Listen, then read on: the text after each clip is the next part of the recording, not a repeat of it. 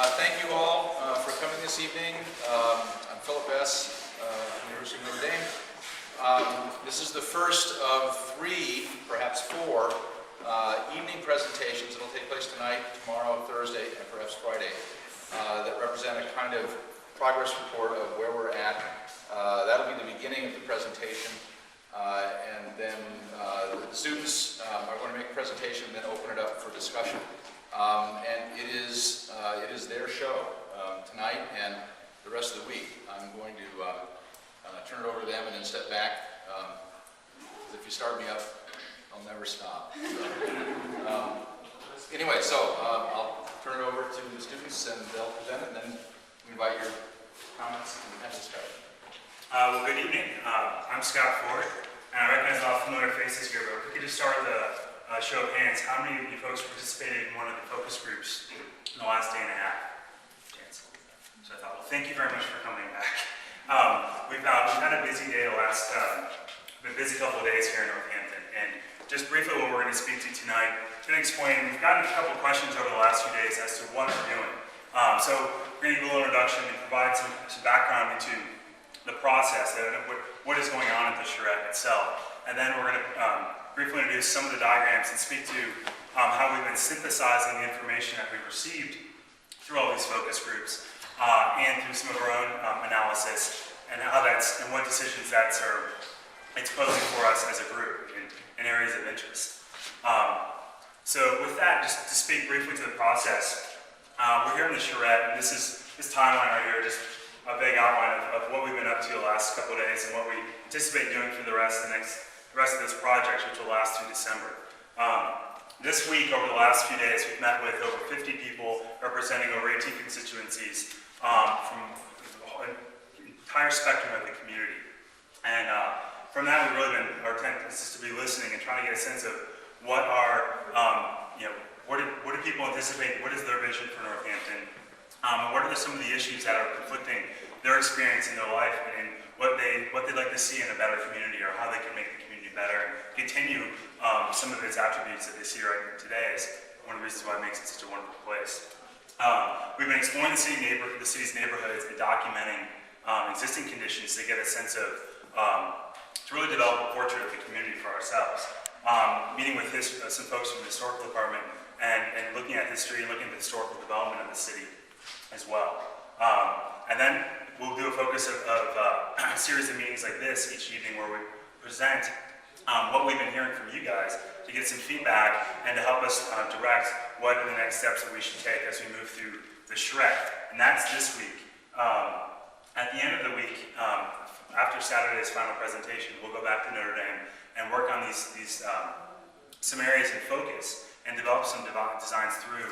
And then we'll have some representatives from Northampton's Design Forum come out to South Bend, and also with some professionals within the architecture community, evaluate those ideas, all with the intent during the exploring phase to lead to some final recommendations, which we will share with you in December, and we look forward to your discussion at that point as well.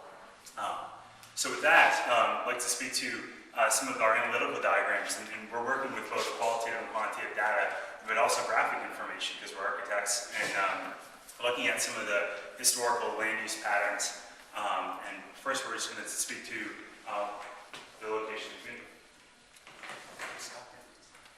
Good evening. My name is Dan DeGree, and I'd like to begin with talk about the geography. As Scott said, you all know where we live, but we've been taking these last couple days to learn more about why Northampton is where it is. And the geographical location does seem to be quite important in terms of how the city grew and how it exists today. We've come to understand that geography, first of all, as Northampton is a community in the Connecticut River Valley, located in the Berkshire Mountains and in proximity to the Holyoke Range. And in addition to the Connecticut River, there's also the Mill River. And these features, I think, have played a fairly important role in terms of determining how the city has grown.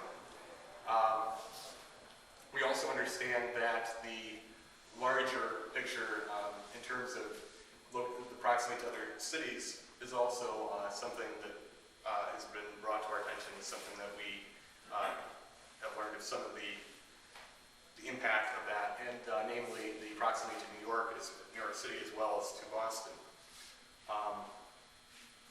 And then getting into a more local scale,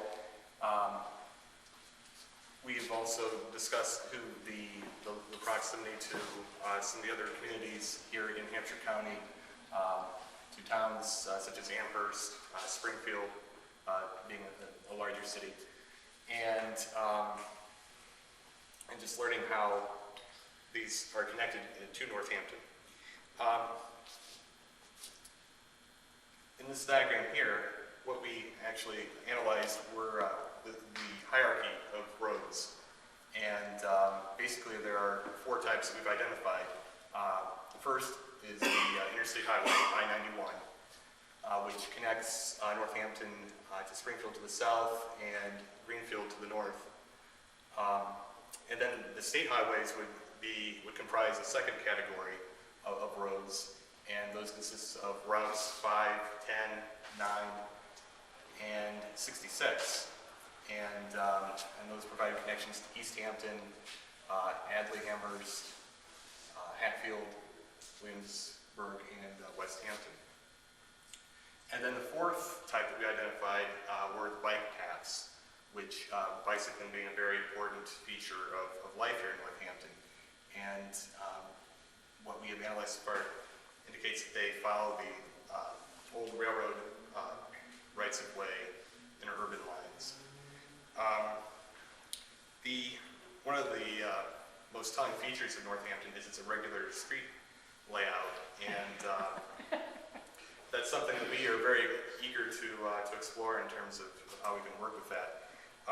I'll just end here by saying that we understand that the part of this layout is a result of topography, and that the town formed at the intersection of Main Street and King and Pleasant Streets back in 1650. And with that, I'd like to hand it over to Aaron, who's going to discuss the historical development of Northampton. Thanks, Matt. One of the things that we're most interested in as far as studying the existing conditions here in Northampton as we look at possible ways to plan for the future is looking at sort of the story and the patterns of historical development for ways that those might provide a sort of foundation from which we can look at ways of growing in the future. And as Dan was saying, one of the most striking aspects of Northampton's plan is the sort of very unusual and irregular street plan, which at first seems to be totally maybe unplanned and just perhaps a sort of accident of primitive settlement patterns. Although when we start to look at the topography and the way that the city is sited, it's actually seems to be something fairly logical and intentional. And this is a map of Northampton, and I apologize if these are somewhat small. I hope you can read them. This is showing simply the built area every 50 years, starting from 1800 and going to essentially the present. And in each successive diagram, the new buildings in the last 50 years are marked in red. So what you can see originally here in the first 150 years or so, it's essentially a very compact settlement, and the streets are arranged basically following the ridge lines on the high ground that are above the floodplain of the Connecticut River Valley, so that people can live close to the farmlands and yet still be protected from floods. And basically the housing pattern in these early days are just houses lined up along the primary streets leading into the center of town and then out to the surrounding communities. So South Street, Elm Street, Bridge Road, these are all sort of lined with houses, and that's where people live, just sort of gathered around these sort of central paths of transportation, which really makes a lot of sense. As we move to 1850, you can see that that the center of town has grown somewhat, and sort of new village has developed, which is Florence, and then just a very few houses sort of in outlying areas. But again, things are relatively dense and they're clumped and centered in this sort of center community centers that have commercial and residential within close proximity. And again, this makes total sense because people are being transported by horses and on foot, and so they need to be close to things. They're not relying on cars or anything like that. And so things remain relatively compact, and when it expands at a certain point, you essentially form a new center of community and you start growing again. And the population here is actually tripled, but the total area developed is maybe about that, or not quite even. Going to 1900, population goes from 6,000, sorry, you probably can't read these, the numbers are small, but this is 2,000 people in 1800, and 50 years later it's 6,000 people, so the population triples. It triples again to 1900 to about 18,000 people. And you can see that it remains relatively compact and dense, and the way that it grows in this period is by creating these sort of compact neighborhoods adjacent to and radiating out from the existing arteries of, again, South Street, the area in between Elm Street, extending to the north and to the south, and again, areas in Florence. To 1950, the population goes from 18,000 to about 26,000. And so there's sort of correspondingly, it's not as high a rate of increase, and so correspondingly the development stays relatively compact. What happens between 1950 and 2008 is the population goes from 26,000 to 28,000, which is like almost nothing. And yet, look at the expansion patterns. Here we have, whereas here about only half of the area of the town is actually affected at all by human settlement. Now almost maybe 3/4 or more of the town area has some sort of built human presence on it. And there's much more houses in the outlying areas and that sort of thing. And there's sort of an obvious explanation for why that was able to happen. That, of course, is the introduction of the automobile. But we also see examples here of sort of different types of developments, not just as far as the area that's involved, but actually what's going on there and the way that people are able to live those areas of development. And I think Crystal will be able to explain some of that with the next slide.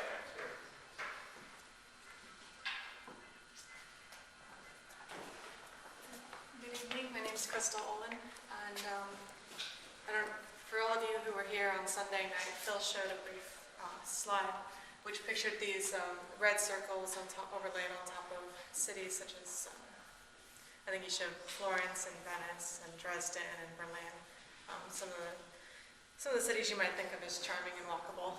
And what this red circle represents is a 1/4 mile radius. So from the center of the circle to the edge of the circle is a 1/4 mile, and from edge to edge is a 1/2 mile. And what that means is it takes about 5 minutes to walk from the center of the circle to the edge, and it takes about 10 minutes to walk all the way across. And what we found is that over observing the patterns of city growth and what's comfortable for humans over time, is that this radius and this circle represent what's really comfortable for people and what creates a really walkable neighborhood or district of a city. And so what we decided to do was overlay this circle on top of different parts of Northampton. So you can see there's sort of the full figure ground image. We call these figure ground images, and what we mean by that, Phil explained on Sunday, but basically the figure represents buildings, which is the black that you see, and then the white represents ground, which is anywhere that's not buildings. And so we have the full figure ground pictured up here, and you can see Leeds and Florence at the top, and then you see downtown Northampton here, and you see the South Street development down here, and this is the Ryan Road neighborhood, and Sylvester and Burt's Pit, and over here is, what is this part of the town called again? Bay State. Thank you, sorry. So then blown up down here are a few of those at a larger scale, just so you can see them closer. And it's really interesting to compare that we have, for instance, downtown Northampton, which was developed earlier at the beginning of the town's existence, and be able to see how much figure you have in the figure ground, and how that relates to how people enjoy walking along Main Street, and understand this as a thriving center of their neighborhood and their community, and compare that to, for example, a newer development such as King Street, which was developed after 1945, and with the priority of the automobile in mind, and see how many less buildings you have here and how much more ground. And you can imagine, as I'm sure you've all done, walking in a neighborhood such as King Street, and in King Street versus downtown, and how different that feels. And so it's something we want to keep in mind when we're talking about cities and talking about the growth of cities and the walkability of cities is, for example, this quarter-mile radius, and how that relates to the pedestrian and the human scale, and the mixture that you can get in a certain amount of area. So we've also shown here these downtown Florence and South Street, and compared them maybe to, for example, Ryan Road here takes a similar shape to South Street, and just the difference in patterns. And I'm not saying one is good or bad, but I'm just trying to show the difference in what you can imagine within a quarter-mile radius of area.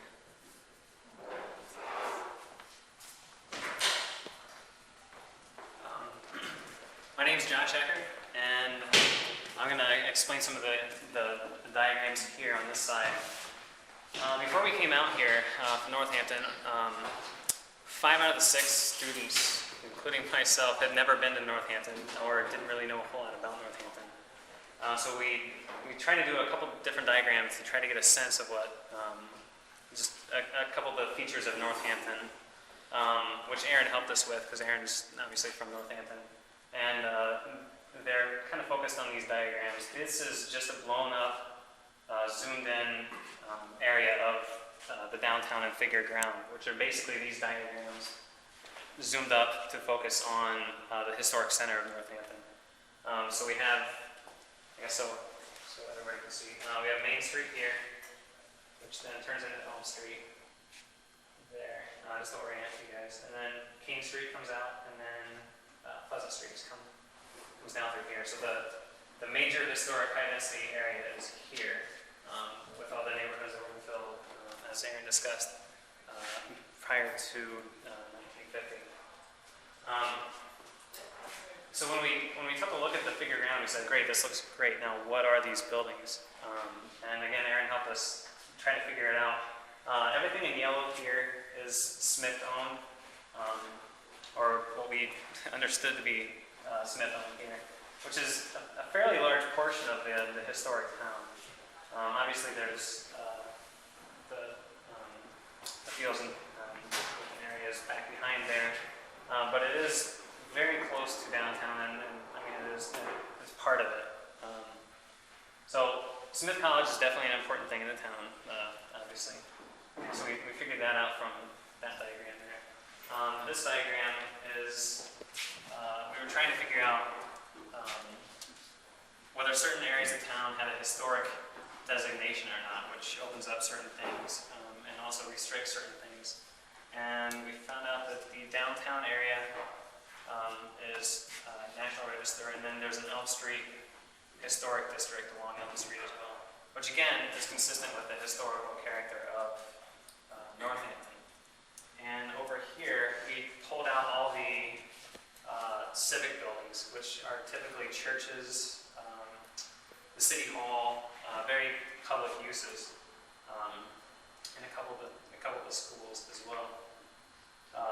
Not Smith, because we knew that was a very large area anyway. And most of the civic buildings tend to be what Phil explained in the presentation on Saturday night to be foreground buildings, which means they're meant to be seen. They're very important buildings in town, such as the church across the street, which of course you can't see now.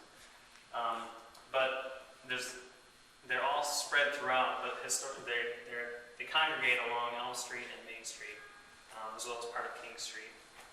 And that's where the main focus of these civic buildings are, which means that the downtown area is very important, a very public, active area.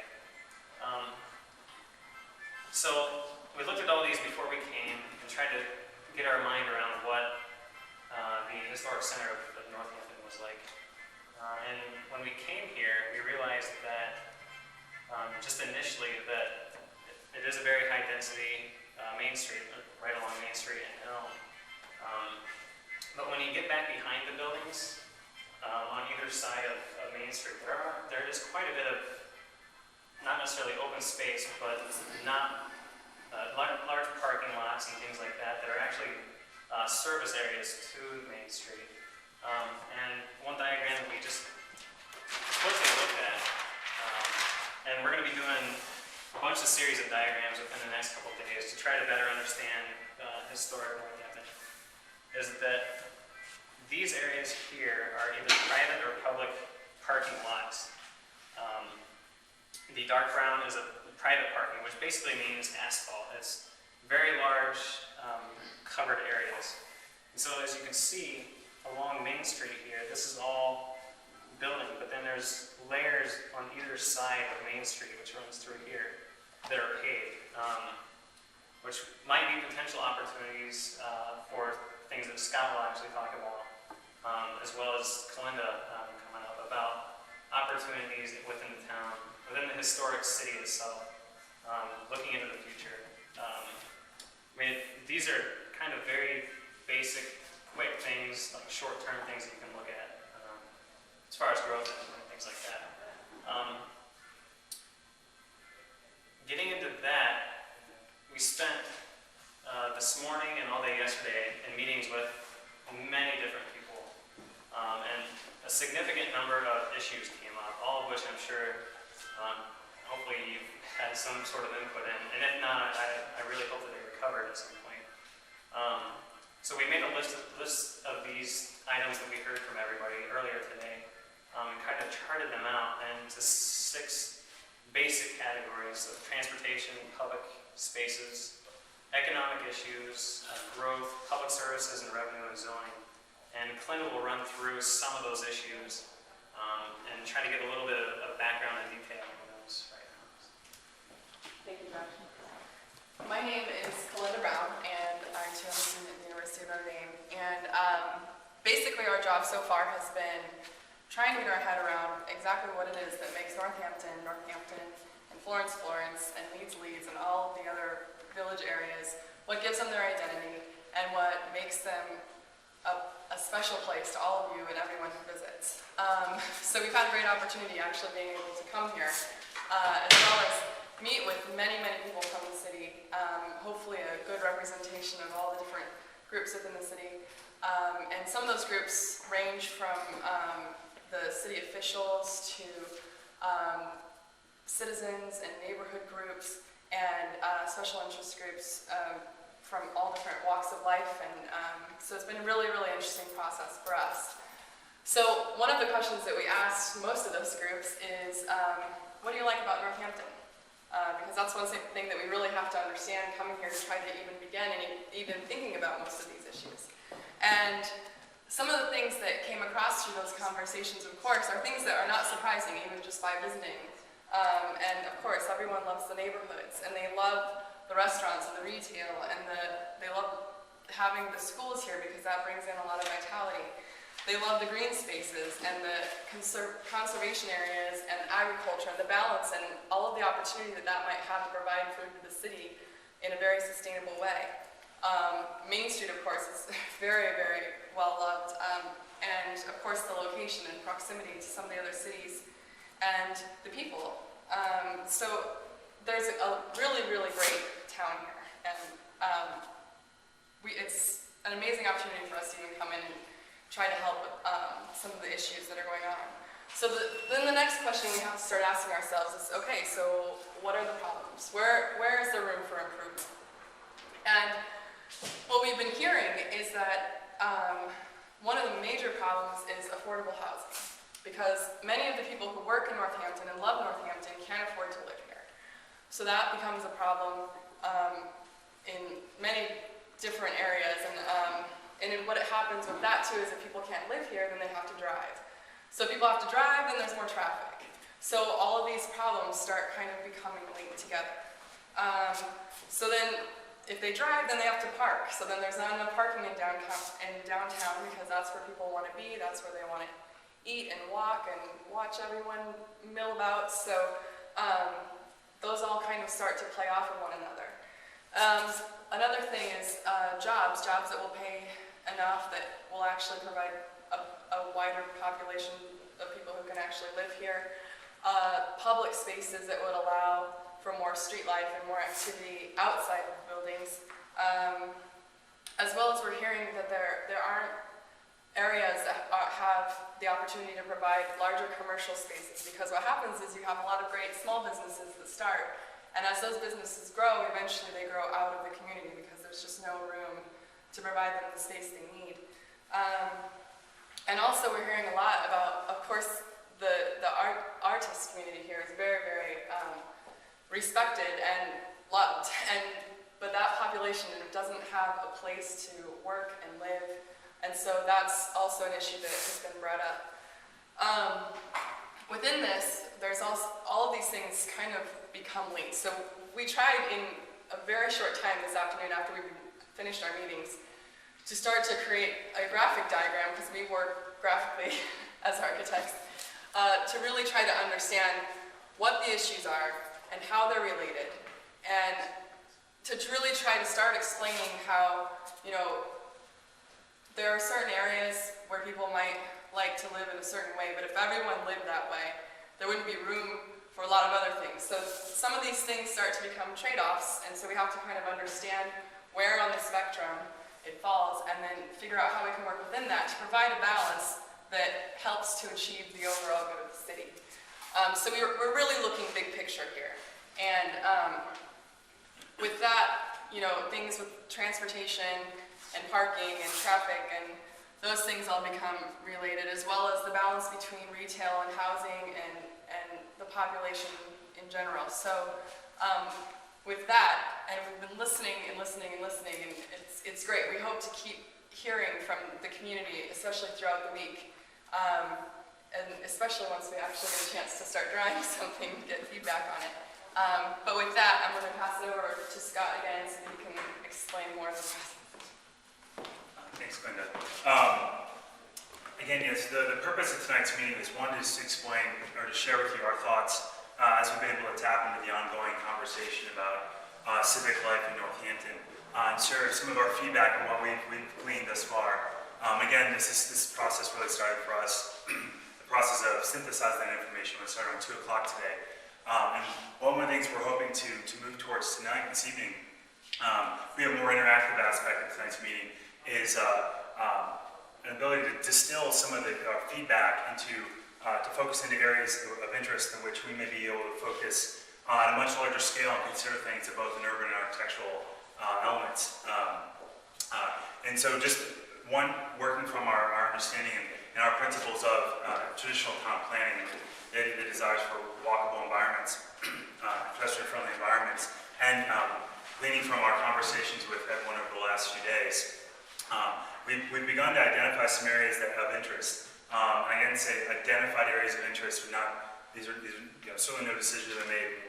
We present this with the intent of sharing with you these areas to get your feedback as to areas that we may, to steer us towards certain areas or not. So again, just to orientate, this film here is overlay on a map of Northampton. And so we have Main Street, West Street, Pleasant Street as a potential gateway into the community, King Street, Upper King Street, the Industrial Park, Hampshire Heights, we have Village, or formerly Hospital Hill, Bay State, we have Main Street, Florence, the Florence Mill Complex, Florence Heights, you have up in Leeds, and then sort of several intersections along Rhine Road and Sylvester Road outlying in the community, as well as the business park that's on Route 10 that's proposed on the way towards East Hampton, south of town, and also looking at potential areas for involvement along the riverfront. And so we present that just as at the beginning of a conversation this evening, just to get some feedback, help guide our principals as to where areas that the community may be interested in for feedback.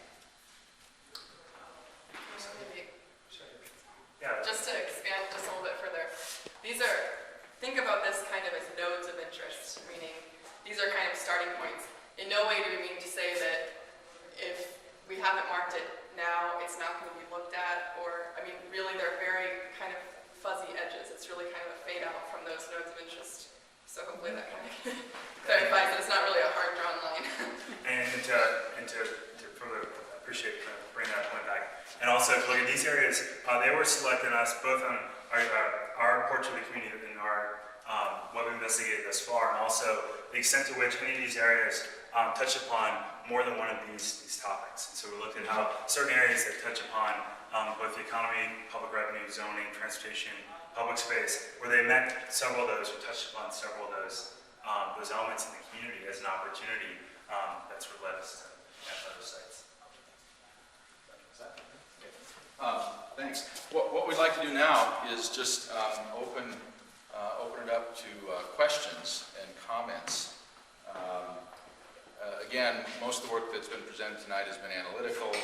Some suggestions here as to some areas that, based on the conversations that we've had and from just really the limited time that we've had to look around Northampton, that suggest themselves as possible areas of investigation. So I'd like to throw it open to questions and comments. And before I invite you to begin, I'll just say that this is a kind of standard part of the students' architecture students' education. Architecture students, from the moment that they begin the study of architecture, are working in a studio and putting up their work and subjecting it to public criticism. So these guys are used to it. So there's no need to kind of hold back with respect to your critical comments. Ideally, of course, all comments will be civil, all criticism will be constructive, but at the same time, we benefit from your candid comments, and I think the community will benefit, since we're dealing with issues that are of community import, and we know that many of these issues are controversial. I think we will all benefit from candid and civil discussion, and so I invite your comments directed to the students and to me as required. So, yes. I have a kind of specific question for Josh. You said you were looking at the backs of buildings, and you said the paving back there created opportunities. Could you say a little more about that? Yeah, actually, it was interesting. When we first came in, we had a 2-hour walking tour of the historic center of Northampton. We walked down Main Street, and then we walked around the backs of Main Street, basically. Whether that was intentional or not, we ended up realizing that we were walking through a lot of parking lots. Parking lots are interesting in that you have a lot of opportunities with it already being paved over. You're not taking out parks. If you add growth to the town, as far as buildings, as far as using it for things such as one suggestion was a larger version of the farmers market, possibly in one of the parking lots. So it doesn't have to be specifically structures or buildings or things like that, but you might also be able to get rid of the parking lots. I mean, you run into problems such as, where does the parking go, obviously, which can be covered by parking structures, looking at areas that aren't laid out very functionally right now with the parking lots and things like that. Obviously, you run into issues regarding the ownership of the parking lots the way they are now. We're kind of taking it as a longer term view of things, not saying that all the parking lots will be taken from people and put up parking structures and things like that. We're not advocating that at all right now, at all, period. But we're just saying that there are opportunities for things on either side of Main Street, because Main Street it's very high traffic, it's very, very active, and we feel some of the issues that are raised as far as opening up public spaces, creating more opportunities for businesses off of Main Street and things like that might be better utilized on either side of Main Street. Somehow creating corridors from Main Street to either side of those areas. And since they are already paved over, not too many people object to getting rid of parking lots per se, as long as you spaces, I guess. Is that an answer? Yeah, if I could just add to that too. Thinking about sort of basic rule of thumb with respect to urban design, or a basic principle of urban design, is that if you think about traditional cities as being made up of space being the medium of the public realm in traditional cities, and the spaces are streets, and plazas are spaces, parks are spaces, streets are spaces, avenues are spaces. The basic principle that follows from that, or a basic principle that follows from that, is that buildings should front public space, right? So that fronts of buildings fronting the street, you want fronts of buildings fronting a plaza, you want fronts of buildings fronting a square. And the condition that you have now around the perimeter of the blocks immediately behind Main Street in many cases is that you've got the backs of buildings, and then you have parking lots, and the parking lots themselves front streets, right? So the streets come along the edge of the parking lot. And so one way to treat this is to think of those parking lot areas. If the objective is to make public space or add to the amount of public space downtown, then a strategy for thinking about that is thinking how the spaces at the edge of the street can get defined by buildings on the other side of the street, or how they can be enclosed by other buildings, perhaps located in the parking lots, in what are now parking lots, to shape plazas. Some of these buildings, on the presumption that you don't want to lose parking, some of these buildings might be parking structures, but at the same time, some of these other buildings could be mixed-use buildings, retail and commercial buildings that with themselves front public space in the correct way, right? So that what you have is, again, this positive relationship between the public space you're creating and it's being fronted by a building. So that's kind of the thing that Josh is suggesting is that there's a lot of opportunity to do that on the surface parking that otherwise is creating a kind of anti-spatial condition at the perimeter edge of your downtown Main Street. Just one other thing, I'm the connections person, I'm with the connections team and everything, but all of these things start to kind of play ball with each other. Okay, so we want fronts of buildings on spaces, but also, and right now we need a certain amount of parking because the assumption is everyone's driving to get here. However, if we provide more housing through some of these projects that are closer to where people want to be, because we've heard that there's quite a need for people to be within walking distance of downtown, and also even maybe improve transit. And I've heard that there are several other even regional transit lines which may be coming through Northampton. This is down the road, this is big picture. But when you start having those networks that start feeding into this as well, then you start relieving the parking pressures, and that starts to free up spaces that can be used in more positive ways that really contribute more to the value of the city and the community. Yeah. Following on that, I think it's really useful to consider these maps and the circles in light of the fact that 40% of the population of Northampton lives within 1 mile of downtown.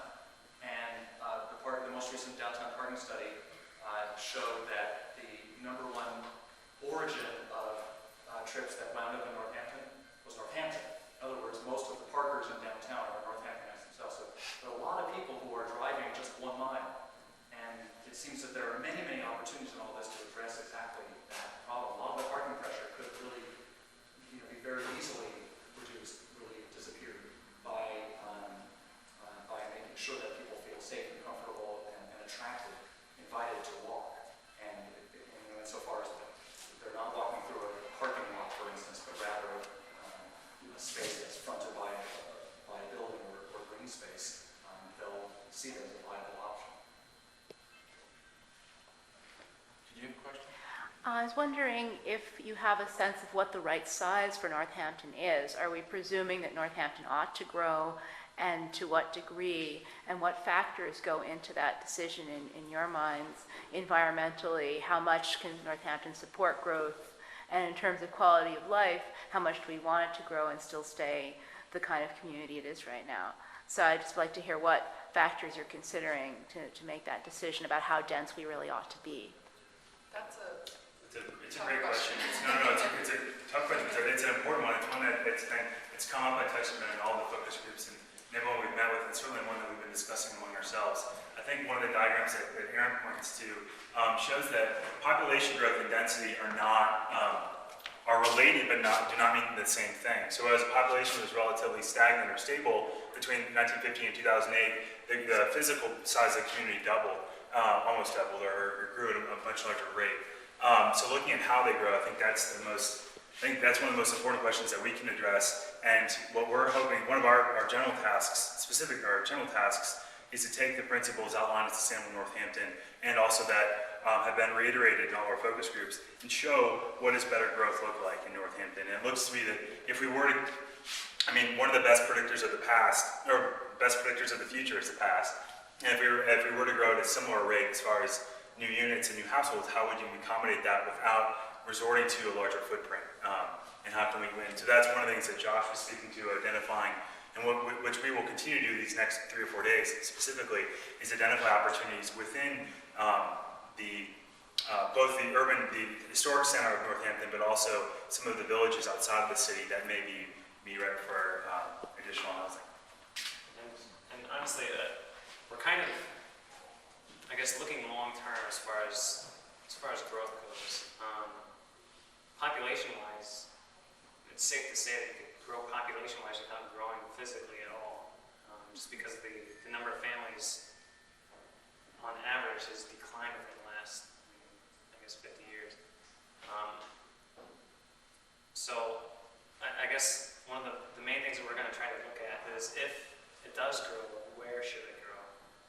And it seems like one of our biggest concerns. And just, again, looking long term.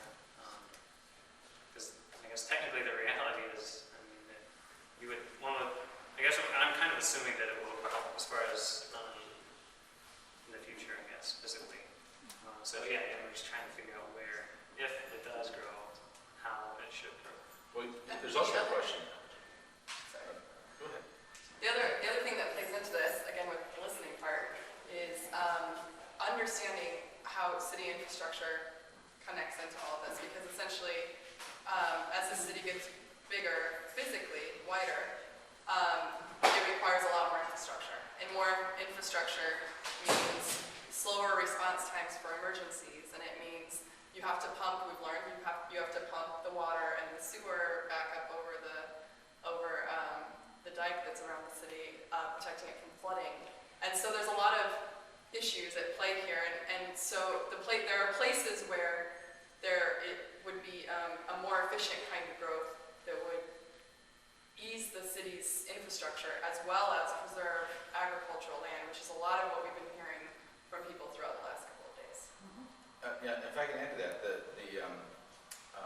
from what we understand from our meetings over the last day and a half is that the actual infrastructure capacity of water and sewer in Northampton is pretty good right now. It has, you have good capacity and can be increased. And so if you were to, as Cohen suggests, if you were to say limit growth, or at least promote growth, not limit, but promote growth in the areas that are already served by existing water and sewer, you have the capacity to grow in those areas without further taxing the infrastructure in that respect. The question that I would want to raise is, what happens to Northampton and obviously if Northampton grows, there's a question of how it grows, which is, I think, the basic question that we're here to give an answer to. Our question is almost a hypothetical question. The question is, if Northampton is going to grow, how should it grow?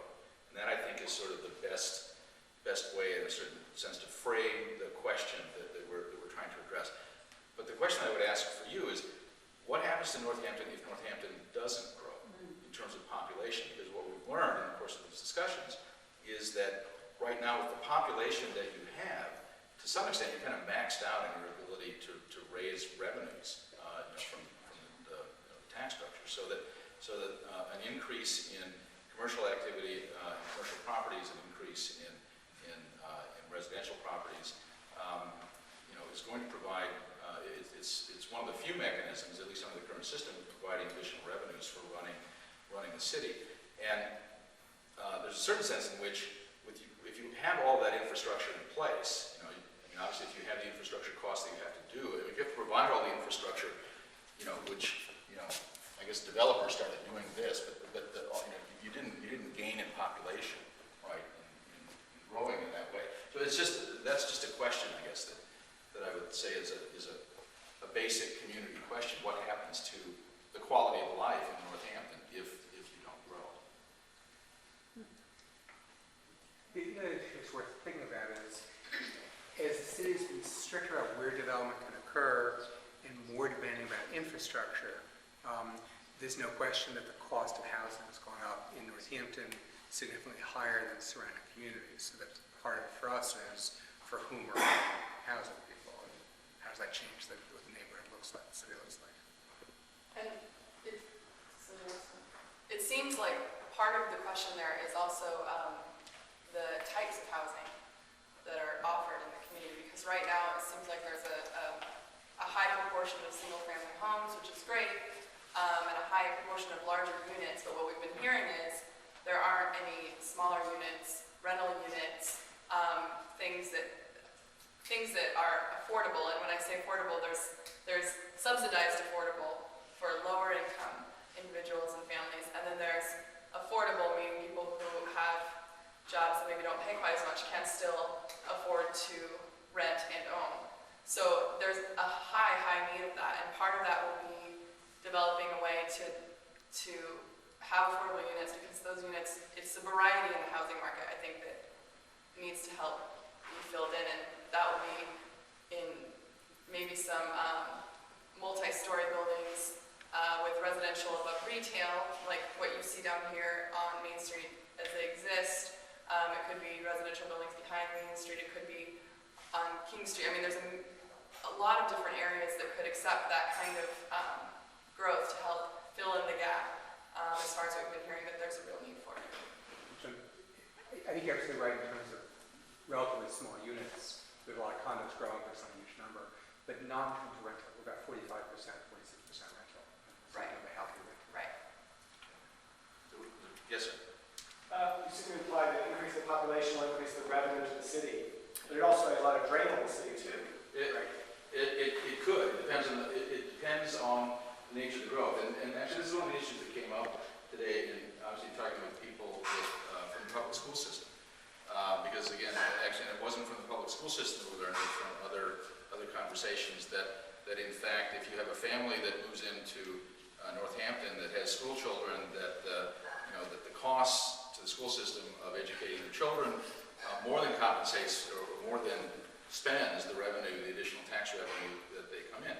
At the same time, I don't know that, I mean, if communities are being put into the situation where, you're having to say, well, we're discouraging families with children from moving in, and we only want to encourage, a certain class of people to move in who don't have children or who are single or whatever, then, there's an issue, again, even there, of the kind of community that you want to be. And I don't want to suggest that we have the answers to that, but I'm saying it's a question. It's a question. Critical balance. Yeah, exactly. So I mean, If you go too far one way, you're in trouble. no, it's absolutely true. But I guess what I'm saying is that in a certain way, the issues of physical design and how you do physical design provide an occasion for a community to ask these kinds of questions. And so the physical design can't solve every problem, but it is the case that if towns, are designed in the right way, they can help communities achieve these kinds of goals. So it's a question of community values, community discussion, and what kind of community that you want to be. Yeah. I was just remembering a couple of years ago, there was a story in the New York Times about Northampton as a potential destination for seniors to come and retire here. And I didn't know if that came up in any of the conversation. It did. That sense of balance in terms of families with young children versus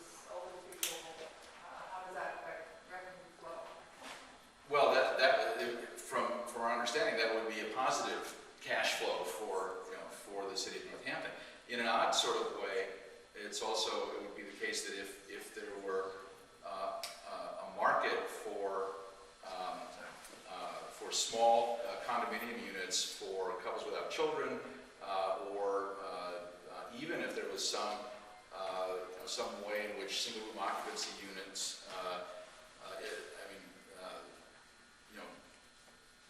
generated tax revenue, and there's ownership involved in that. I don't know if there's an ability to, for an owner to profit from renting single room occupancy buildings, but if there was, then obviously that population, serving that population, which is an issue that came up, how do we provide for people who have a need for, single room occupancy, or for couples who, have a need for a small efficiency apartment. If that could be, that's another, element in the community that if those needs could be met, it's possible that it could help with the revenue streams in the community. So you have seniors, if you have, singles, or, married couples without children, or couples without children, then you have, you also have other opportunities then for families with children. I mean, so there's some kind of balance there that needs to be struck. But I think what occurred to us is that those three specific groups of people, seniors, singles, and couples without children, all represent, a potential positive financial resource. Which we also know is a pretty significant part of the population of the area, as evidenced by the fact that the town physically grew, but the population didn't, because the number of kids in town disappeared. Shrunk. It didn't disappear, obviously.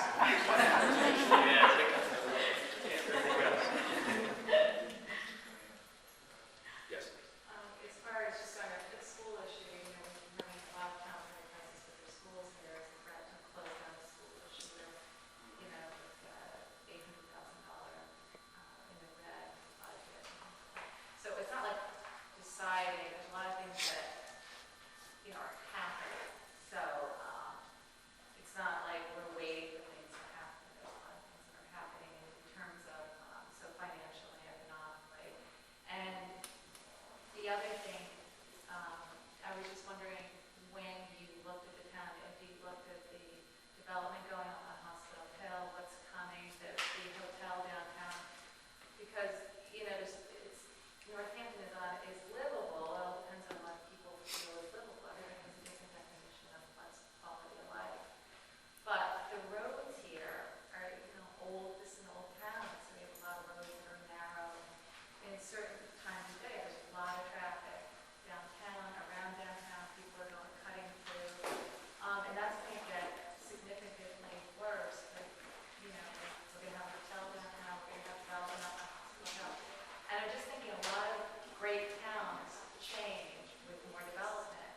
And, that's why I said, you guys, it's great that you came and that you can give your ideas, because what happens too is that, all of a sudden 2 lanes, sweet, quaint little 2-lane roads that are charming, but yet not efficient, not workable, become 4-lane and totally, widens, takes up trees, grass, all of a sudden we're accommodating traffic and we're changing the town and changing the quality of life, and, what people felt comfortable biking on, all of a sudden, there's 4 lanes of traffic instead of 2, and people are moving faster. And so, as all these, the U.S. does a great job at developing, but they take a lot of things away from a town. They do. We've seen a lot of good small cities like Northampton go bad.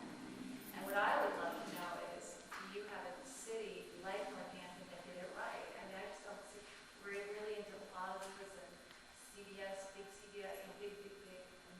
Are there towns like Northampton that have developed that you use as a model?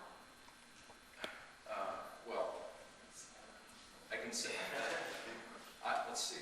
I'm considerably older than any of the students, and I can say that in my experience of seeing and working with small towns, and it's been a privilege to work with all of the towns with which I've worked, and I have seen a lot of great places, and been, work with a lot of great communities that have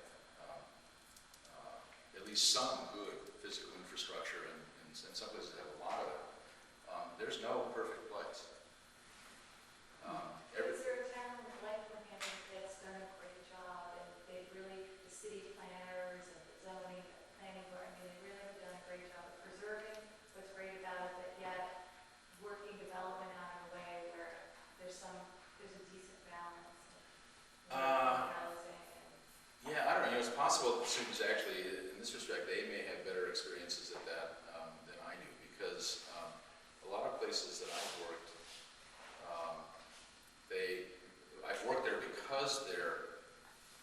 because things have gone wrong in a way that concerns them, and we've tried to look for a way for them to be better. And I think the result, and actually I think I talked about this in June, and it might have been a little misunderstood, because the result of that is generally that it changes the way a community understands itself, and sort of raises the questions. But it seems to be a kind of long-term process. I think that what there has been some definite success, more definite successes have been in communities that, in some sense, it's easier to work in a greenfield site than it is to work within an existing fabric, and to do the existing fabric in a holistic kind of way. So I'm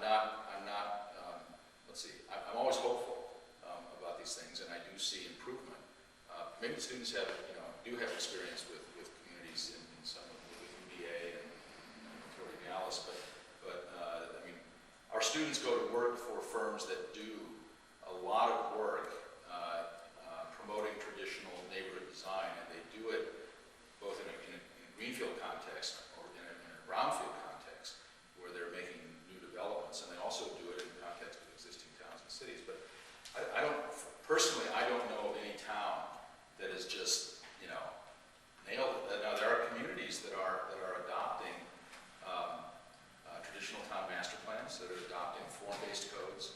That's beginning to happen a lot. But I mean, even in Mississippi, on the Gulf Coast of Mississippi, after Katrina came through, the Congress Remuneratism went down and had a charrette for 11 cities, and they all participated, and I think 9 of the 11 cities, 10 of the 11 cities adopted the master plans that were there, and have attempted, and several of them have adopted form-based codes, but they never got, for example, the State Department of Transportation on board with those, with those objectives. And a State Department of Transportation that is not sympathetic to this, depending upon the political power structure of the state, can kill a project.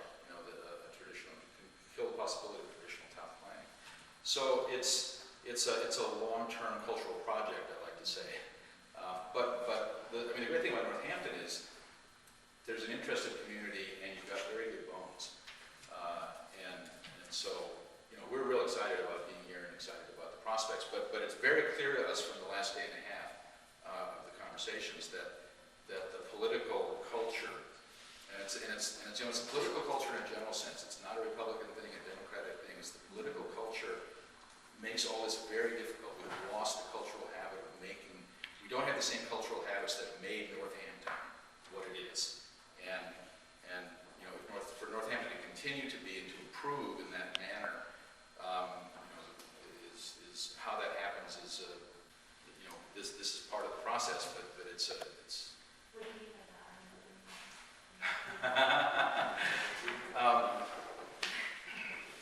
Well, I'll say that there were cultural habits of building, of making cities that existed in the United States up to about 1930 that didn't require zoning. Northampton didn't require zoning ordinances to become what it did prior to 1930. Since 1930, we have developed a whole new set of habits with zoning ordinances that come along with it that make it difficult, if not impossible, to do traditional towns. And wanting now to do traditional towns, we have to, there's a need to change both the culture and the legal environment in order to do that. But the problem is, even if the legal culture changed overnight, right? Even if a town adopted form-based codes and a master plan, there's a whole range of institutions that cooperate in the making of the built environment today that have to be brought along. The banking industry, the real estate industry, the traffic engineers, architects, right? I mean, there are 115 schools of architecture in the United States, and 3 of them teach traditional town planning and traditional building. And anyway, Just to pick up on that philosophically, I've been thinking of comps and worked in a number of communities, trying to think of one that's not worked in a community exactly like Northampton. A community that's much larger, not much larger, but sizably larger, that all of us have recent experience in is Charleston. Charleston has a gorgeous historic center, and then it started to experience growth, and it was bad growth, it was sprawl, and one of the things that happened was Vince Cranham and some others put together a gorgeous new community, Ion, which is just across the river from Charleston. And Ion itself had such a transformative effect on the population. People saw that and said, that's as good as the stuff in downtown Charleston. And it's changed the culture, it's changed the population's expectations in the entire community. And now what you see all around metropolitan Charleston, between the sea of sprawl, you're seeing new traditional communities. We saw Nixon, there's between there and Beaufort, there's Habersham, there's all these new towns popping up that in lieu of, granted this is growth at a much greater scale than Northampton expects. But in a place that's high growth, they're going back and they're building towns instead of strip mall suburbs.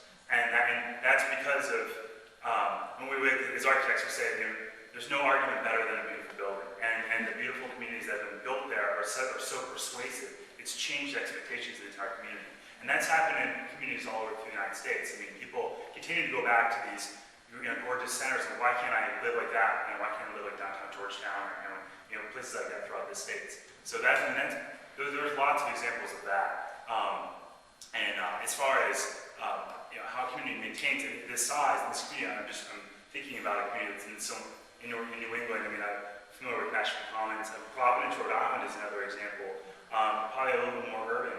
But DPZ, Dwayne Potter-Zyber, came in and did a plan at a charrette, something not unlike this, with a community with Buck Chase as a developer, and how they could, they had a lot of issues with population loss, but they also had, creative economy. The artists were a huge component of the human, capital in Providence, brought through and reinstituted the downtown through design and also through public process, came through and some really creative public policy measures and taxing and whatnot as well to facilitate, bring artists in. They've completely transformed the town. I'm not sure how many of you have been to Providence, but I don't know how many people were I've seen Providence 30 years ago or 20 years ago and saw Providence today. I think that first shred was like in 92 or 93, early on, and then, relatively, and compared to what's happened today. And that's a community that's not booming in population.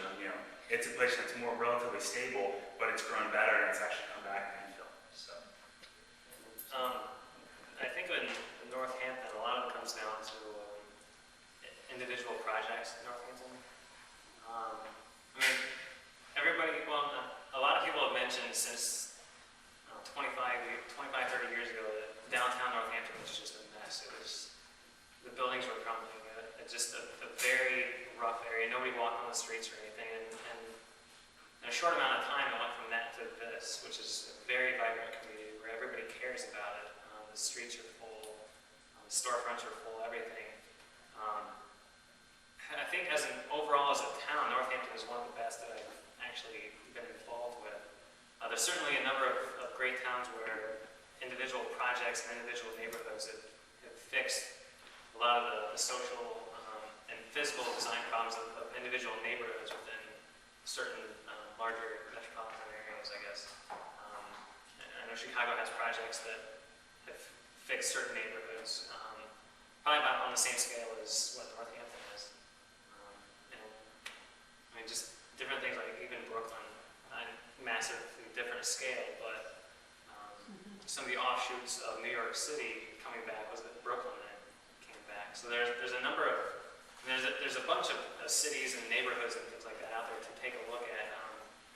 But I think realistically in Northampton it's going to come down to individual projects, built projects, and also social projects as like things like the pedal people or the farming community in the area.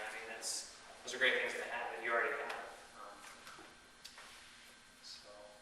And you also, I was going to add that, one of the things too that you have are the villages within the city, the villages of Florence Center and Leeds and Bay-State, which kind of form natural nodes too, to some extent. That may help us inform. But at least they serve as potential town centers, and I guess Florence already is in a sense. I'm sorry. But the question is, do you need to grow at all? Growth inherently good. Yeah, that's what we're kind of here to Or think. can I pose back to you, is growth inherently bad? Well, Because- more traffic and more congestion will be. Right, but that's a certain, understandably, I'm going to go back to our growth diagram just because it's very helpful. I imagine a lot of the pictures that we see of historic Northampton look an awful lot like parts of what you see of it today, right? I mean, the main street was pretty well developed pretty early on. And I would suggest, and granted I was not living in 1900, but I would suggest that the actual character didn't really change all that much between here and here. And you went from a population of 6,000 people to 18,000 people.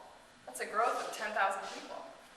Now, between here and here, I think that the character probably did change a lot. All of a sudden, you have tons of traffic introduced, but that's because the growth happened in a way that didn't allow people to use other modes of transportation. So I think that because of the way that the United States, and this is not a local problem, this is a national problem, but going back to what some of my colleagues and classmates have said, growth in the United States has really become it's become a negative thing culturally. Largely because in this age we associate growth with all those problems, with traffic, with congestion, with not being able to walk, with unpedestrian-friendly places, miserable people stuck in medians and they can't even cross the street. I mean, that's kind of what we associate with. And the reason that we study traditional architecture is because we have seen it, we've seen growth that doesn't equal all of those negative things. And we hope, and we are working toward finding a way to grow in a way that won't change the character, but enhance the character and maybe even create more of the character that everyone loves. People who are from here and people who are not from here visiting. So it's just, we have to distinguish between the kind of growth, and that's really the question. And just to follow up on that, one is the baseline assumption, what growth is the same pattern. I mean, there's nothing that says that if the community is just going to ban all growth in the future. So if it were at the same rate that it's at today, to treat growth as a monolithic entity would be unfortunate, would lack. There are a number of tools available and also just built examples that not all growth is the same. And so just even if we were to work at the same baseline growth of today's predicted, prediction growth, that's insustainable in Northampton. Well, one of the things we want to look at when we're looking at how Northampton could grow is how we could provide more choices for people within that growth. So we're not saying that by growing, we are creating places where people need to drive more, for example. But we're creating places in which people have the option to walk because it's so beautiful that they really want to, or to bike because there's bike lanes and it's almost easier to bike than it is to get your car out of the garage. Yeah. So I just wanted to reiterate the fact that growth doesn't have to mean more traffic and more congestion, but growth can mean, as Glenna pointed out, enhancing the character of the place and providing more options for people. I mean, another way to ask that, to pose the question is, if you don't create a kind of mix of housing and opportunities for sort of across the, if you will, across the class spectrum, will your children be able to live in Northampton when they grow up? Will they have will they have the choice? Will they have the opportunity to live in Northampton? And do you want to be the kind of community where your children have the opportunity to live in in a place as beautiful as Northampton? We've been talking about it, Frank. Yeah, I was thinking about what Josh said about individual projects and the level of analysis that I want to ask you if you can help us with this. I think a lot of us are there about infill. Especially if it will keep us from sprawling any further. We would like to concentrate.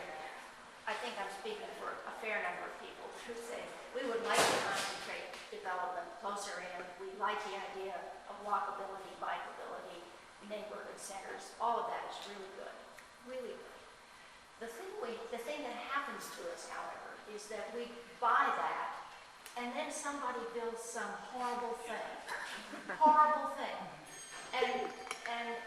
and you say, well, is that? And then they say to you, this is infill. It's good, it's infill.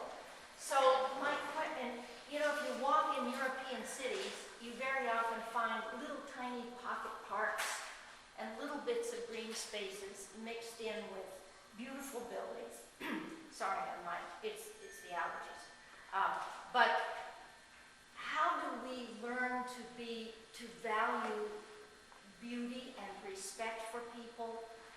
same time that we try to fill in our blank spaces.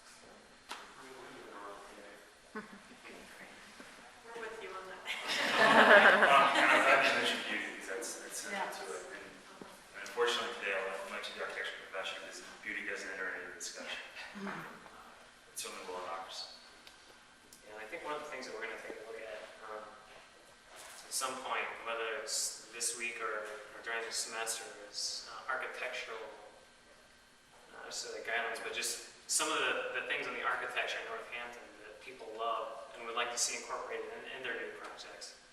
And we're going to try to figure out some suggestions of how they can incorporate those into new projects.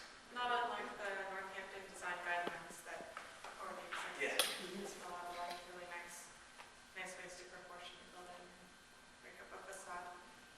Like Linda was saying, pointing to the diagrams of the historical development and how the city grew at such a rapid rate early on in the 19th century. Part of that reason why that worked is because there was a certain amount of taking cue from what was already existing. And I think that's kind of what distinguishes us today in what happens most of the time with development, where it is actually a contrast with the existing context rather than really trying to take cues from it. It's trying to promote itself. And so we're going to look at, as was just mentioned, is what there is in Northampton in terms of the fabric and how we can infill, literally do so in such a way that it takes its cues from what's there. It's a really good point. We're not here to try and reinvent the wheel of what a city should be. We're not trying to come up with something brand new and innovative, but what we're trying to do is learn from the wonderful things that you already have in Northampton and how to enhance it in the future so that you don't lose it. So it's even more of an asset to you. I've been staring at this map, areas of interest, and trying to figure out what the interest is in that one verb. And so I'm wondering if you would unpack that a little. There is a large area of interest in sort of what looks like the less romantic parts of Northampton and King Street. I'm hoping we're not going to take the trees from last month. So I'm wondering if you could talk a little bit or elaborate. What did you find of such interest there? I'm not saying I'm facetious there. Clearly you've identified this as, that, the industrial park, if I'm reading the map correctly, and some of the North King Street area. Well, but I think we should clarify that by interest is, we're not interested necessarily in taking our development cues from those areas, but we're interested in helping those areas. The areas that we have not outlined are areas that we think are in pretty good shape right now. And although, for example, we have outlined Main Street, and we like Main Street a lot, but we also think that Main Street could be even better than it is now. So that's what we're looking at. And there are a variety of different sorts of conditions there, and by no means would we'd be interested in prescribing the same sorts of solutions for each place. There are examples of different sorts of potential development, different sorts of existing development, and so there are areas that where we think we might be able to sort of steer future development in a more desirable direction from what it might be in other ones. Could you give a couple of examples as just preliminary thinking? Well, one of the areas that we've looked at, or we think is of interest to us anyway, would be the main intersection of Maple and Main Street in Florence. There's an old gas station right on the corner, which there's nothing there, which would be, a perfect place to really look and try to develop, not us develop, but try to look at ways that the potential for that site could be better utilized. Different things like that. And also some of these things come from public interest in those areas from the meetings that we had with people. Some people are interested in what could happen out of the industrial area and things like that, along the waterfront and different places like that. Yes. When I think about the last 10 years of King Street lying fallow, as it were, I think about these two stories that we've all heard many, many times, and there must be some truth in them. One is, well, they're privately owned, and private developers can do whatever the heck they want, and they can sit and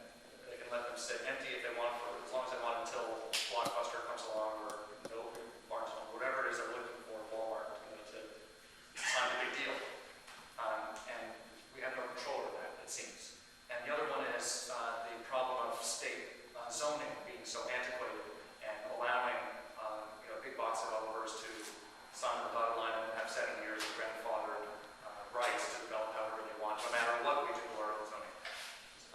That's a state decision. Well, I'm not an expert on this, but again, we've all heard the story many, many times that yes, the state zoning is among the worst in the country, and it needs reform desperately, and we don't have control over that either. So my question to you is, do you have advice, or do you think you can give us advice on how we get around those problems?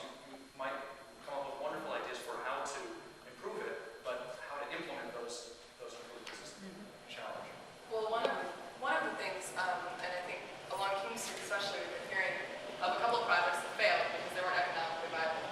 Now, as much as we don't want to talk about profit, because our goal in this is not to make sure that the people developing the projects make the most profit, we also need to understand that if there is no profit, there will be no building and no development. So, I'll try to speak up a little bit over there, air conditioning. So one of the things that we've been looking at is how a lot of, and we've been very impressed with the sustainability plan and the zoning board and department. All of that is moving in the right direction. There's very good intentions. And it seems as though there are a couple of things we've talked about in the meetings and we need to look more into them. But one of them is that they've been trying to get developers along King Street to add a second story, because then it would be more like what we love so much about Main Street. Now the problem is, if you add one story, you most likely have to add an elevator, and elevators are very expensive. And there are a lot of other issues that go along with that. There's structural issues, and also if it's rental space, if it's an office, then it can be all controlled by the same group. But if it's not an office, if it's residential, who keeps track of all the apartments, and who fixes the plumbing, and who does all that? It introduces a lot of other problems for the owners of those buildings. So the way to maybe get some of those actually viable, especially because the lands become very expensive because it's a very valued place, as we all know. One of the ways might be to allow more residential or office above the one story of the commercial to help encourage the kind of development that you see down here. I mean, down here we have 3 floors above all the retail, and it makes it a nice place. And that may make those projects a little bit more viable. So it's a lot of moving pieces that we kind of have to look at, and they all play into different problems and different solutions. So a lot of investigation has to be done. And to follow up with Linda's comment, speaking directly to the point James did, part of the process in conjunction with these designs that we're working on this semester, we're also going to produce a form-based code, which we're going to identify the result of what the community can be, or what the community, but also that'll come in conjunction with a means which deliver those or make those solutions possible. So it's not an idea that we're just designing a vacuum. I'm very aware that there's a existing political context or framework in which we're operating in, and how can we're not going to offer these solutions without a means to get to them. It's very much a part of our. Yes. There's just something I've encountered a lot in discussions like this, that there's a lot of good intentions as far as character and aesthetics, but when it comes down to actually construction, it's always talked in cost per square foot, and all of that is put out the door. And I've never found architectures or designers that had quantitative value to describe an aesthetic. Because Quantitative value. something, because the people with the money always want numbers. And the people with the design have the words. And is there a way to chart or to, because there is, you can see a successful project that's designed well, that gives value, but is there a way to determine? Well, a third group that understood that equation would be economists, and there have been a lot of studies as new urbanism's come into the scene, and we start to see a lot of these projects realized. And there's a team of professors at the University of Pennsylvania and George Washington, Mark Epley and two, I think Epley and two, so EPPLI and two, if you wanted to look it up. They've gone through several studies with hedonic pricing models. Are you familiar with that? Hedonic pricing models are where they basically create a list of attributes of a home. So, and it's the extent that beauty is not quantifiable, but you go through and its proximity to retail, and you go through a whole list of attributes for that property, and then they're able to, through analysis and statistics, being able to break down what components are responsible for what percentage of the value of that property. And through that, they're able to distill the fact that people value and are willing to pay a premium for walkable, dense properties, and properties that have many of the characteristics of traditional complementing, and that people are actually willing to pay a premium for that. And those numbers are out there. They looked at a property in California called Laguna West, which was designed by Peter California. It was in Sacramento. They started there and they compared that to Kellen's outside of Washington, D.C., which is another property that's been, it started in the late 80s. And part of the issue is in order to get reliable pricing mechanisms, you have to have some opportunity for the community to build out. But there's certainly a value associated with that. I don't know if that's starting to speak to your question or not, or as far as, the design matters and design does that everything. Yeah. Well, sorry. One other thing that plays into that is time. And it seems, some of the things that we've heard, which I think is unique in some ways to Northampton, is that you have developers and builders actually live in the community and care about how it develops and how it's going to be for the next generation. And that is somewhat unusual. A lot of developers just develop so they can sell it in 5 years and make their profit and move on. So I think that there's an opportunity there, and clearly these things also have to pencil out. But within that, the longer building lasts, the less expensive it is. It's pretty simple and straightforward that way. And even the longer building lasts, the more sustainable it is. A lot of these things link together. Actually, the less expensive and the more valuable. Right. And more valuable.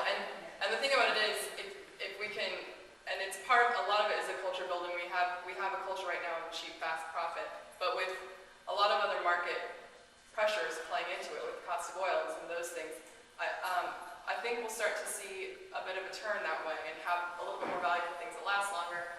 And the good news is, the things that last longer kind of allow for more traditional buildings, because the materials last longer, and those kinds of materials, building in a way that lasts a long time, restricts, for example, the width of windows, and the proportions of the windows are restricted by the strength of the brick.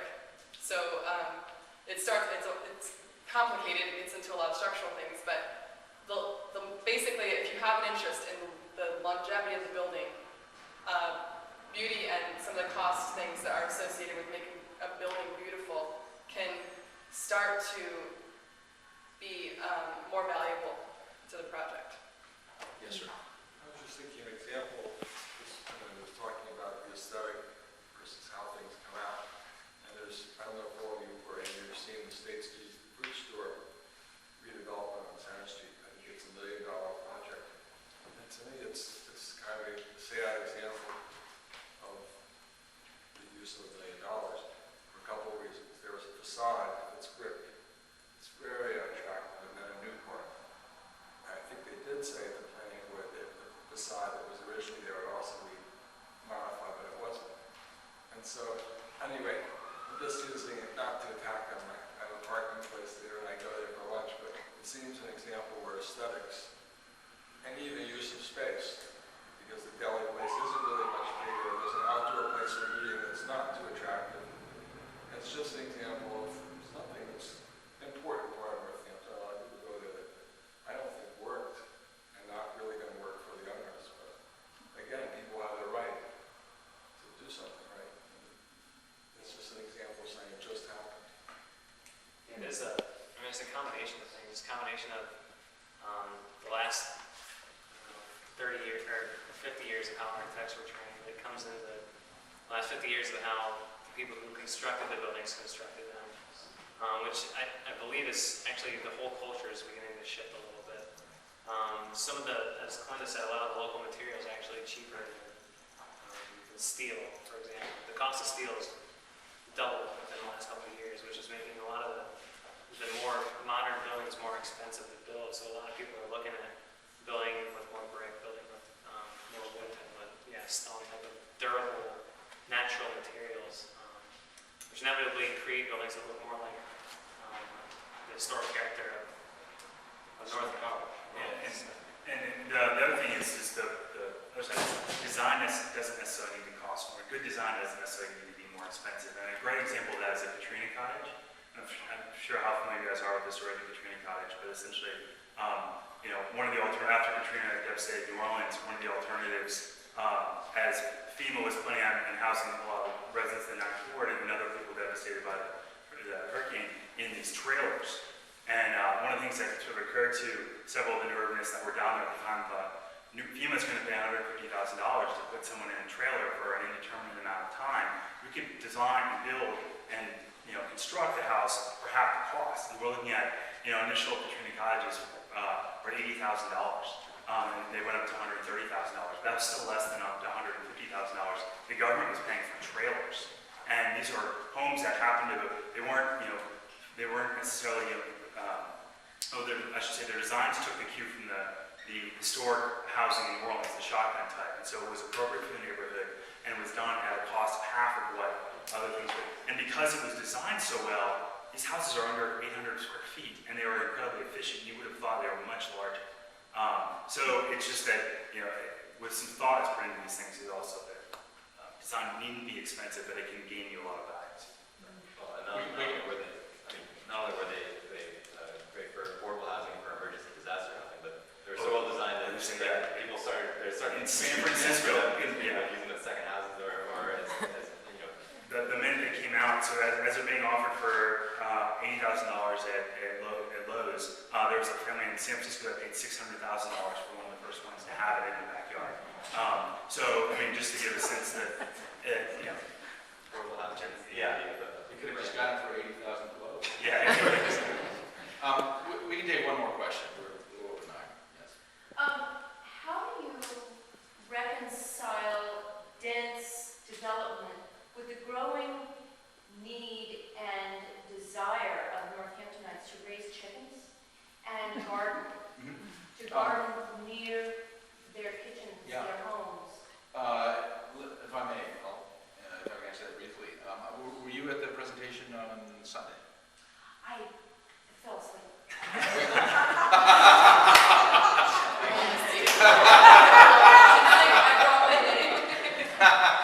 You know what? They've done it all the time. They do it all the time.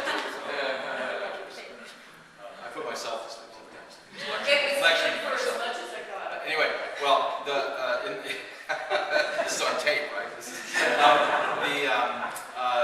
I think your question, our discussion about the idea of the transit as a way of thinking about zoning that it describes a range of densities of urban environments that are from least dense to most dense, but that all are within a 5-minute walk of other kinds of activities in which a mix of uses are allowed, that are all walkable environments. That the kind of thing that you're describing, certainly it could be zoned that way, right? You could say in a T3 zone, you could have chickens. In a T4 zone, you could have chickens. Maybe not in a T5 zone, right? Because a T5 zone, a T5 is a neighborhood. I'm sorry, it's an urban center. A T4 is sort of basic residential neighborhood. T3 is a residential neighborhood that where the lots are bigger and the houses are bigger. And so there's less density in T3, a little more density in T4. Most density in the T5, in the urban center. And so, just take Main Street for example. You probably don't want the owners of the shops in Main Street to have chickens running around on Main Street. On rooftops. On rooftops. Well, that's another, you could zone that, right? There was some consensus to have chickens on rooftops, you could do that. But again, that's a kind of community decision. But there's no reason why, in terms of density, that wouldn't be a subject for consideration by the community as expressed in what the zoning law was. In other words, there's no inherent reason in a zoning law why a community couldn't do that if there was a community consensus for it. The issue is whether there's room for it, and I think that in the case of the general residential transect zone types of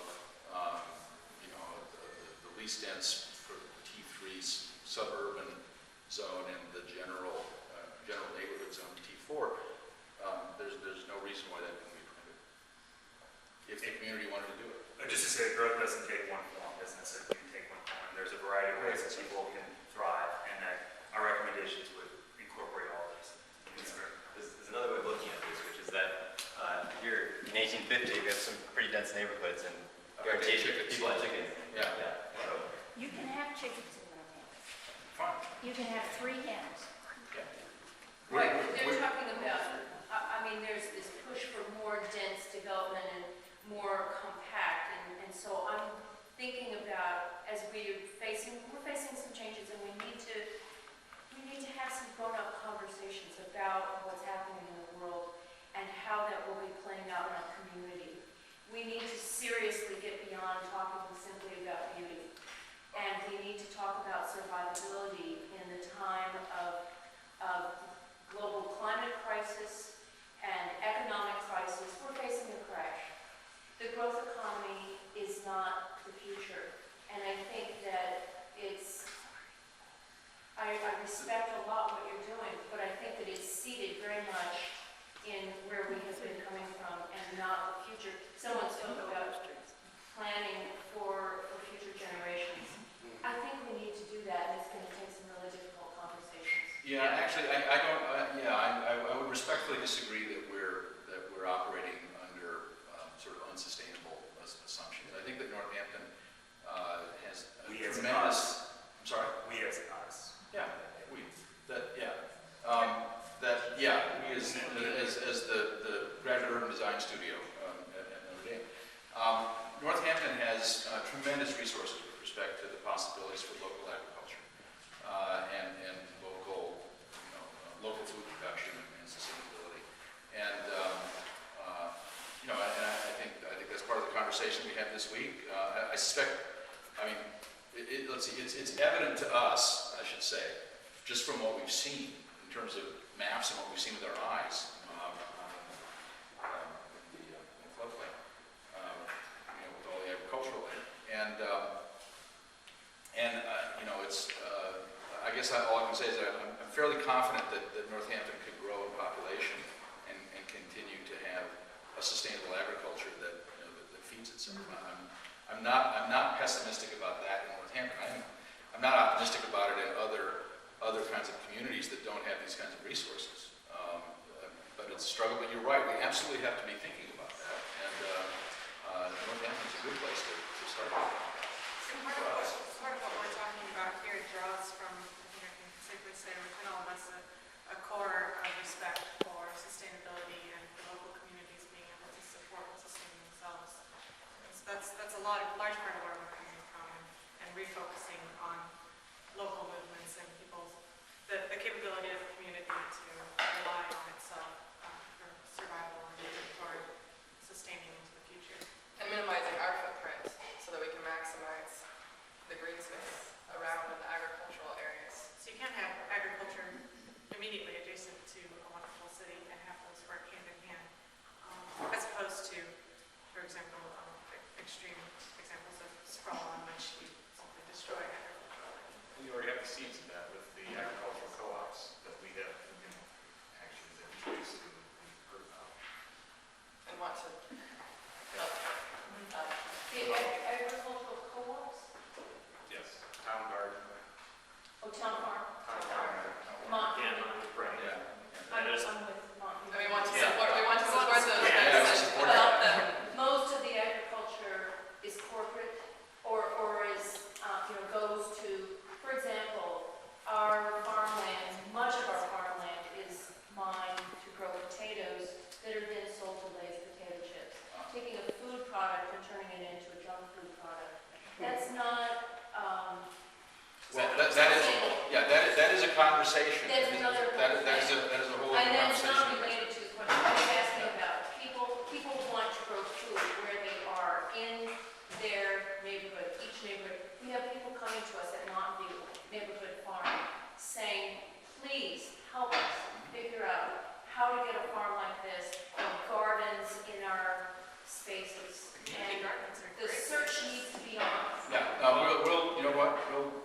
we're trying to look at land in Northampton. So thank you, that's an issue. And part of the densification process, if I may say so, is in a sense to help keep the boundary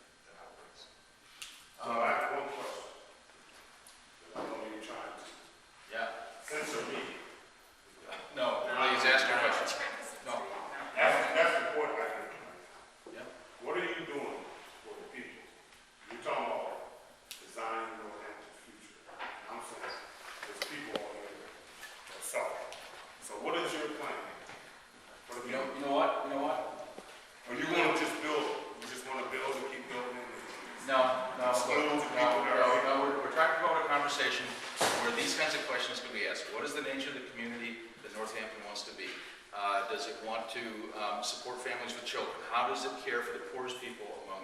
This is a community decision. It's not something to be solved by design.